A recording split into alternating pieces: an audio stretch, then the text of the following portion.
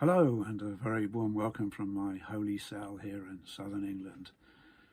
In 1977, I don't mind telling you, I had a nervous breakdown and I didn't know where to turn. Everything had collapsed around me, and I had images of myself floating through darkness and empty air, and just whirling through this tormented darkness forever. And that's what I thought would happen to me if I died. And of course, I picked up this from teachings about hell, and I didn't know at the time somebody was praying for me, and 2.5 years later I found the Lord. Wonderful. So I just want to look at, is there hell in Matthew's Gospel? Is there hellfire? In Matthew 5:22, Jesus said, "Everybody who becomes angry with his brother without a cause will be liable to judgment. And whoever says to his brother, empty-head, will be in danger of the Sanhedrin." So that's local law. But divine law is that you'll be liable to judgment. But whoever says fool will be liable to the fire of the valley of Hinom. So this is to be chucked out into the city's perpetual burning rubbish tip where bodies of criminals and the useless were thrown. But the King James Bible says in danger of hellfire. Hellfire. Well, some people try to excuse the King James Bible and say that hell is the grave, but there's no fire in the grave, is there? And hell does not mean the grave. It should be translated the valley of Hinom, and this was just outside Jerusalem. And Jesus went on to say, if you have some contention with your brother before you offer a gift at the altar, go and be reconciled to him. So this is the superior law of God and the teaching of the Lord Jesus Christ. Matthew 5:29, Jesus says twice, 5:29 and 30. If your right eye causes you to stumble, pluck it out. If your right hand causes you to stumble, cut it off.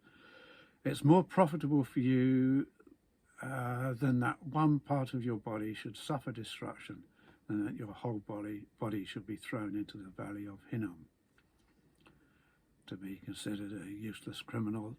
And the King James Bible again has to be cast into hell. Well, it's valley of Hinom, not hell nor the grave. So this is used as a warning of divine judgment, referencing the prophets who spoke about the enemies of God being destroyed at the valley of Hinom. So it's an Old Testament reference about God's enemies. Don't become an enemy of God. Matthew 23:15, Jesus speaks of the scribes and Pharisees. "Woe to you, scribes and Pharisees, hypocrites, for you go around sea and dry land to make one proselyte," that means convert, "and when it's done, you make him twice as much a son of the valley of Hinom as yourselves." The King James Bible says twice as much a son or a child of hell. Well, it's not hell. It's the valley of Hinom. It wouldn't be much of an insult to say to somebody, go to hell, or to tell them they're fit for hell. Well, the churches teach this all the time. But what Jesus was saying to these scribes and Pharisees, that they were so bad that they were no better than useless criminals and would be deserved to be thrown in the city's burning rubbish tip where the bodies of criminals were thrown. There's a phrase in the Old Testament, Beni Belial, sons of uselessness, and Paul uses it in 2 Corinthians 6, I think it is. So Jesus again is making a warning of divine judgment and what these people were liable to because of their hideous exercising of their authority. And I'm going to do the next video about that. Matthew 23:33, Jesus says to them, snakes, progeny of vipers, reference to the Garden of Eden, how can you escape from the judgment of the valley of Hinom?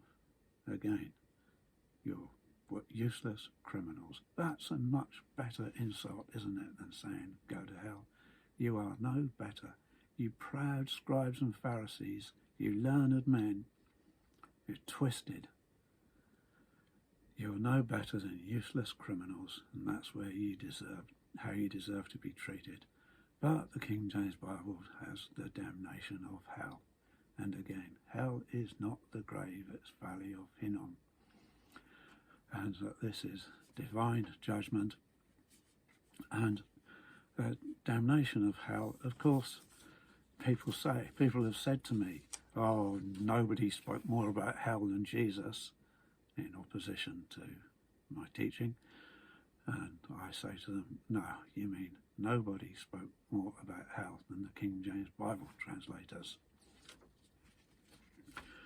So this word, Valley of Hinnom, is Gehenna.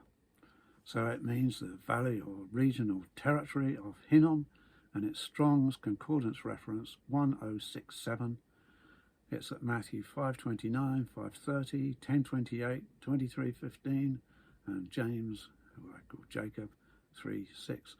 It's the equivalent of, it's not new in the Bible, it's the equivalent of the Hebrew Gehinnom, which is the Valley of Hinnom. Strong's online reference H2011. And this first occurs at Joshua 15, verse 8. And also is at 2 Kings 23:10, Jeremiah 7:31, 32:35, Psalm 106:37, 2 Chronicles 33:1. You can look these up.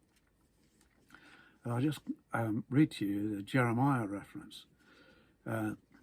This is the condemnation. The prophet Jeremiah speaks of the house of Judah, the southern tribes who had gone astray. So Jeremiah speaking the words of God, the words of Yahweh.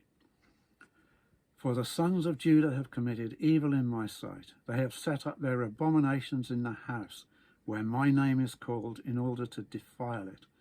And they have built the high places of Tophet, which is in the valley of the son of Hinnom, to burn their sons and their daughters in the fire, which I did not command, nor did it come into my heart. Therefore, see now the days come, declares Yahweh, that it will no more be called Tophet, nor the valley of the son of Hinnom, but the valley of slaughter, for they will make burials in Tophet until there is no more room. And the carcasses of this people will be for food for the birds of the skies and for the animals of the land, and nobody will frighten them off.